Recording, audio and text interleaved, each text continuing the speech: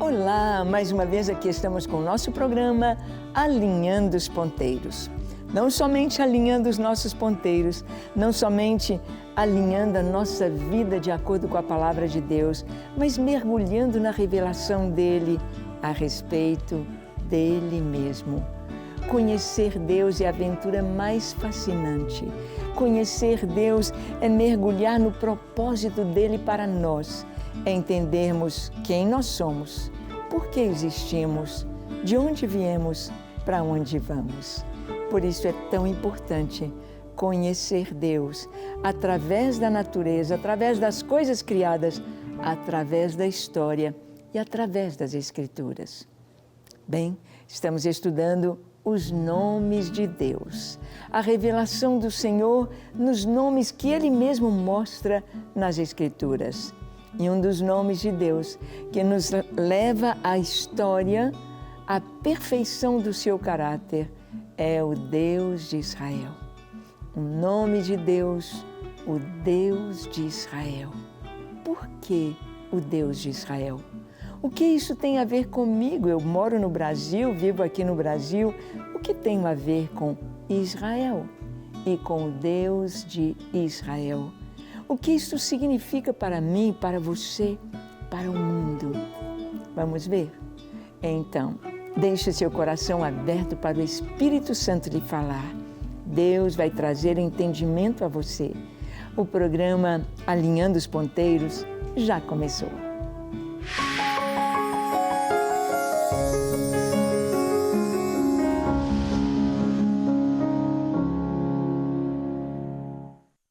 Muito bem. Nós vemos aqui na Palavra de Deus que Deus se revela. Deus se revela na natureza como Criador, como Deus sábio, como aquele que arquitetou, que desenhou, que planejou todo o universo. Um macrocosmos tão absurdamente grande que as distâncias são medidas em anos-luz, assim como o microcosmos, tão pequeno e tão perfeito para ser examinado não a olho nu, mas ao microscópio. Tão perfeito. As partículas do átomo, ainda micropartículas, é Deus no seu eterno poder, na sua eterna grandeza, mostrando quem Ele é. Mas na história, nós vamos ver Deus se revelando, Deus caminhando na história, Deus mostrando quem Ele é desde o início de todas as coisas. Deus mostra o seu poder ali no Egito, na história de Israel, e Ele anunciou o seu nome na terra. Quando o povo de Israel esteve no Egito, havia um propósito. Vamos ver o que está escrito em Êxodo capítulo 9, dos versículos 13 ao 16. Lemos assim: Disse o Senhor a Moisés: Levanta-te pela manhã cedo, apresenta-te a Faraó e dize-lhe: Assim diz o Senhor, o Deus dos Hebreus, deixa ir o meu povo para que me sirva, pois esta vez enviarei todas as minhas pragas sobre o teu coração e sobre os teus oficiais e sobre o teu povo, para que saibas que não há quem me seja semelhante em toda a terra. Pois eu já poderia ter estendido a mão para te ferir, a ti e o teu povo, com pestilência, e terias sido cortado da terra. Mas, deveras, para isso te hei mantido, a fim de mostrar-te o meu poder, e para que seja o meu nome anunciado em toda a terra. O Senhor, o Deus de Israel, o Deus dos Hebreus, o Deus da história. Na história do Egito não tem como negar, não tem como dizer que as coisas não aconteceram, que não foram. Como surge um povo de repente? Cada nação, cada povo tem a sua história. A sua história é registrada, a sua história. E então, o povo de Israel, nós sabemos que Deus começa a levantar este povo através de Abraão. chama Abraão lá de Ur dos Caldeus, lá da Mesopotâmia, para que ele deixe sua terra, a sua parentela, e ele venha com sua esposa, e ele venha a uma terra que Deus lhe mostraria e lhe daria como herança. Abraão vem e sabemos a história, ele e Sara têm um filho na velhice. Com a mínima possibilidade de serem pais, Deus deu Isaque a Abraão aos 100 anos e Sara com 90, sendo ela estéril. Isaque cresce, casa-se com Rebeca e tem os filhos gêmeos, Esaú e Jacó. Jacó luta com Deus e tem o seu nome mudado para Israel. Israel significa aquele que luta com Deus, aquele que prevaleceu. Ele lutou com o Senhor. Israel será o seu nome. E o anjo do Senhor toca no nervo do quadril de Israel, de Jacó. E ele começa a mancar, para se lembrar que ele lutou com Deus, para se lembrar que o seu nome agora é Israel. O tempo passa. Jacó e toda a sua família se mudam para o Egito. Eles ficam lá no Egito por 400 anos, 430 anos. E chega o tempo quando Jacó desceu ao Egito, seu filho José foi elevado a uma categoria máxima de autoridade no Egito. Era o segundo abaixo de Faraó.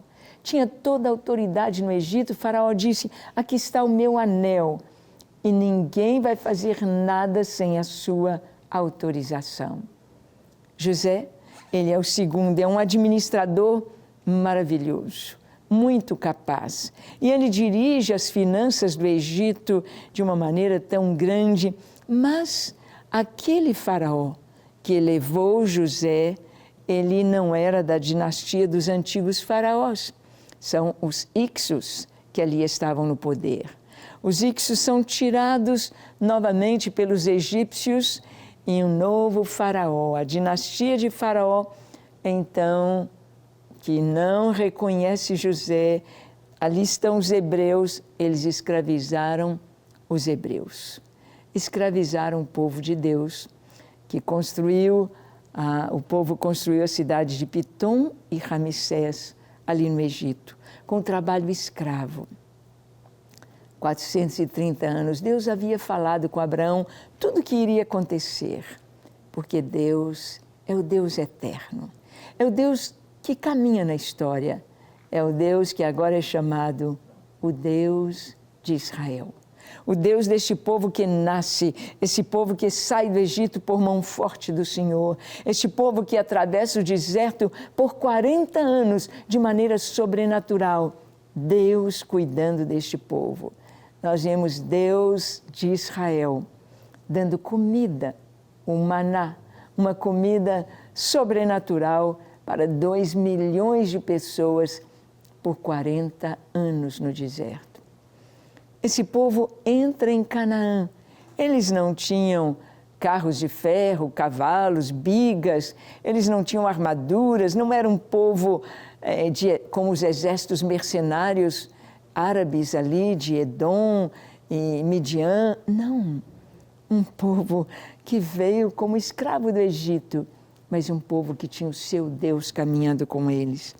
Então, o Senhor, quando tirou o povo do Egito, disse para Faraó: você conhecerá o Deus de Israel. Você conhecerá o meu nome e todas as nações saberão quem é o Senhor. Nós vamos ver que aqui o povo de Israel vai entender a seriedade do nome do Senhor. Dentro da lei, em Levítico 19, verso 12, o Senhor diz: nem jurareis falso pelo meu nome, pois profanaríeis o nome do vosso Deus. Eu sou o Senhor. E é exatamente isso.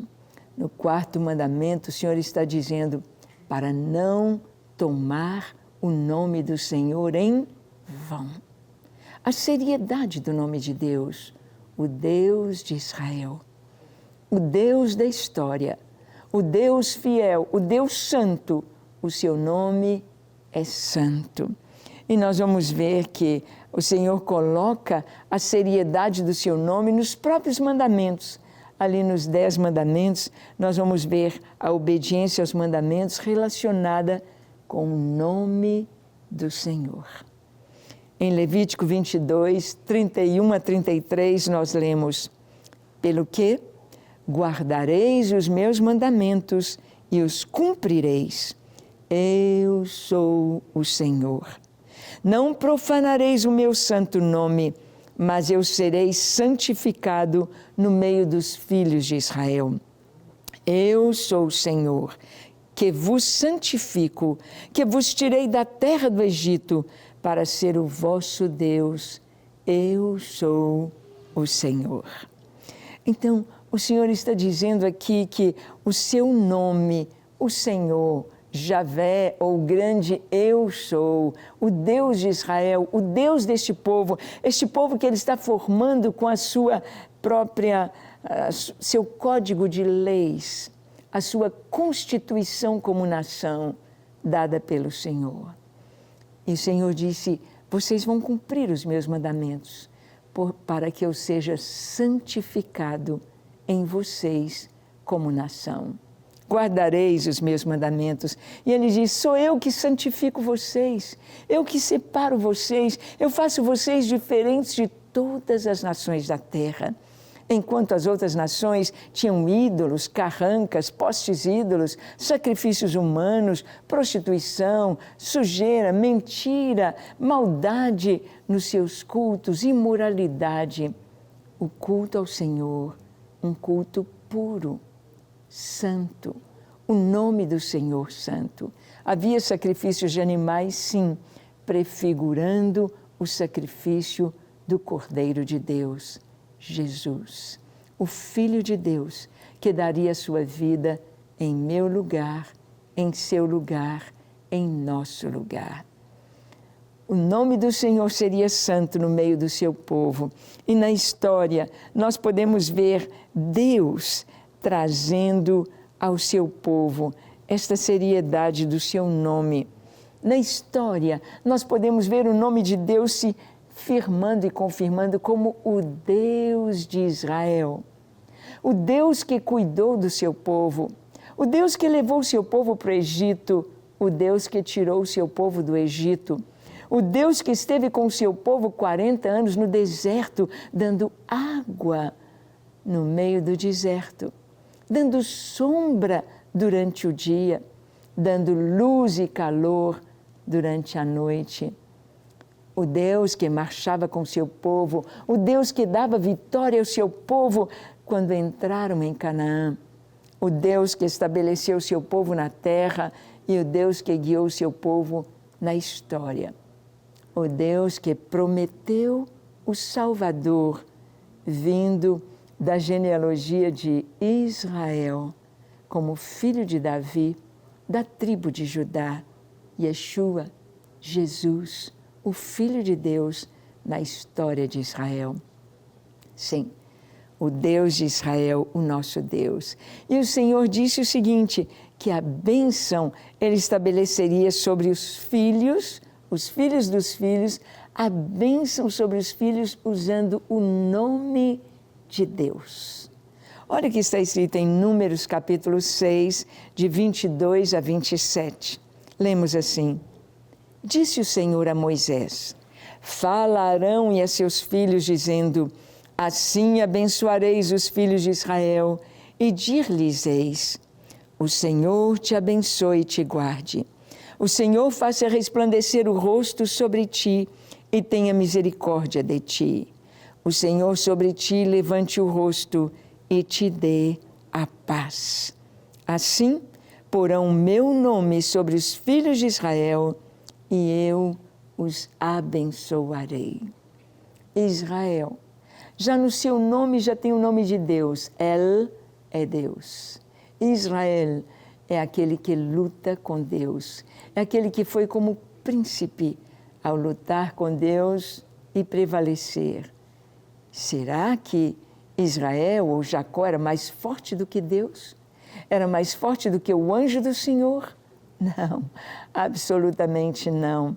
Mas ele prevaleceu porque ele entendeu que precisava de Deus, precisava da bênção de Deus. E Jacó, ao lutar com o Senhor, ele disse: não te deixarei ir enquanto não me abençoares. Ele compreendia que a coisa mais importante da vida era a bênção de Deus na sua vida. Não adiantava ter nada, dinheiro, família, filhos, sem Deus. Ele precisava da bênção de Deus. Você já compreendeu isso na sua vida? Você já compreendeu que a coisa mais importante da vida é Deus? É a bênção de Deus, é a presença de Deus conosco, é o nome de Deus sobre as nossas vidas, é sermos filhos de Deus. Você já compreendeu que precisa de Deus mais do que tudo, que Ele tem tudo que nós precisamos, Ele é a nossa suficiência, Ele é o grande eu sou. Ele é o nosso pastor, Ele é o nosso Pai, Ele é o nosso amigo, Ele é o nosso Salvador. Ele é aquele que está conosco sempre, aquele que nos protege, aquele que nos ama, aquele que se entregou por nós para perdoar os nossos pecados. O Deus de Israel, o Deus maravilhoso que caminha na história mostrando quem Ele é. O nome dele deveria estar sobre os filhos e os filhos dos filhos de seu povo como bênção. Ele diz: vocês porão meu nome sobre os seus filhos. Há pouco tempo atrás, aqui no Brasil, nós recebemos uma herança judaica da bênção sobre os filhos.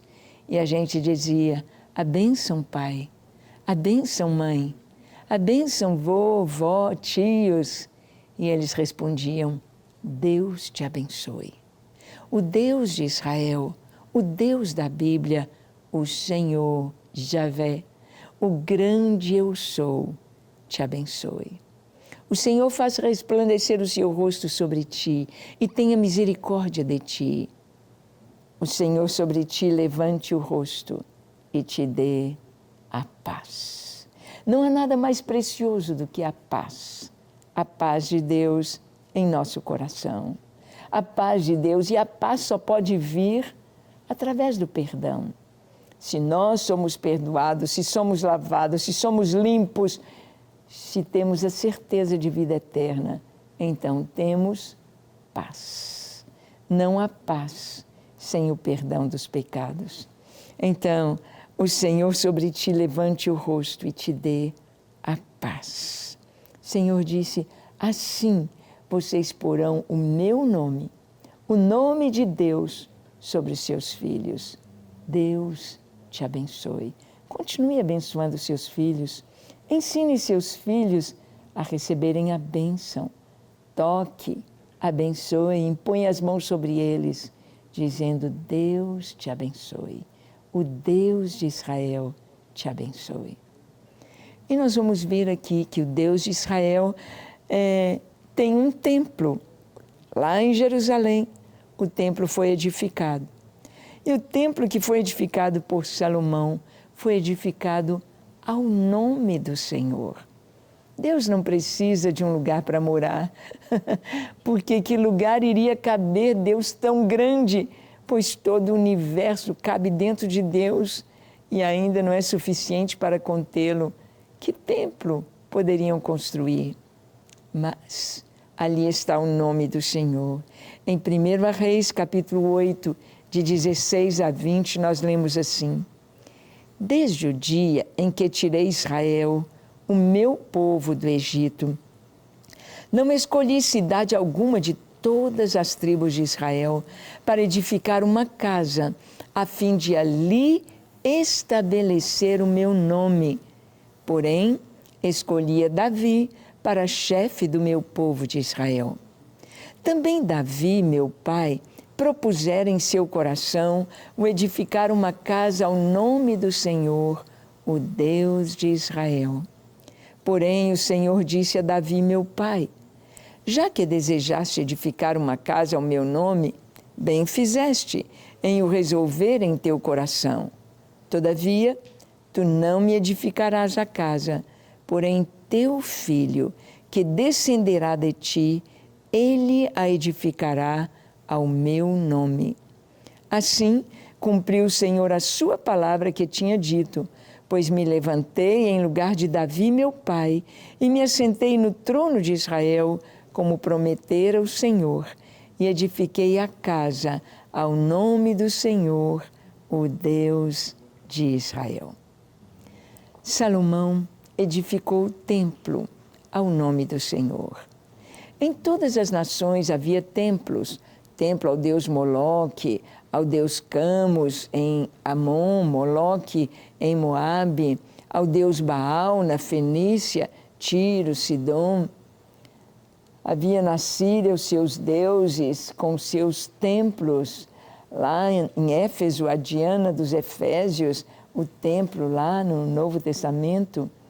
E Deus disse, ok, você, Salomão, filho de Davi, vai edificar um templo ao nome do Senhor. Nós sabemos que hoje temos os continentes aí separados, 5 continentes, continente americano, africano, europeu, asiático e Oceania. Mas esses continentes todos formam um grande quebra-cabeças que, juntando as peças, formam um só continente, a chamada Pangeia. E se nós olharmos os continentes todos juntos neste grande continente, a Pangeia, e pegarmos um compasso, a ponta do compasso é exatamente Jerusalém, o centro da terra, onde Deus estabeleceu o seu trono, o seu povo, o templo, o centro, um lugar escolhido por Deus para ter o culto ao Senhor, o culto ao Deus de Israel. Por isso, Salomão edifica o templo ao nome do Senhor. Mas Jesus disse, e assim como o Senhor mesmo falou a Salomão e a Davi, que Deus não habita em templos feitos por mãos humanas. Estevão, quando ofereceu a sua defesa, lá em Atos capítulo 7, antes de ser apedrejado, ele disse, Deus não habita em templos feitos por mãos humanas. Jesus olhou o templo quando os discípulos disseram, Mestre, que obras, que construções, contempla, Senhor, olha como é lindo esse templo que o Herodes reformou em 46 anos, olha que pedras, que construções. Jesus disse, estão vendo tudo isso? Bonito, né? Lindo, não é? Verdade. Não ficará aqui pedra sobre pedra que não seja derribada. Passaram-se 40 anos depois que Jesus disse isso. E no ano 72 da nossa era, Jerusalém foi destruída e o templo derribado. Você vai lá hoje, não ficou pedra sobre pedra. Caiu tudo, conforme Jesus havia dito. Mas ele disse, derribem este templo e em 3 dias eu reconstruo. Mas ele não falava do templo de Herodes, nem de Salomão, nem de Esdras. Ele falava do seu próprio corpo. E a palavra nos diz hoje que eu e você somos templo do Espírito Santo que habita em nós. O Deus de Israel habita em nós, em nosso coração. Já habita no seu coração? Você já tem o Deus grande, o Deus de Israel, habitando em você? Que tal orarmos? Feche seus olhos, curve sua fronte, se for possível, se ajoelhe.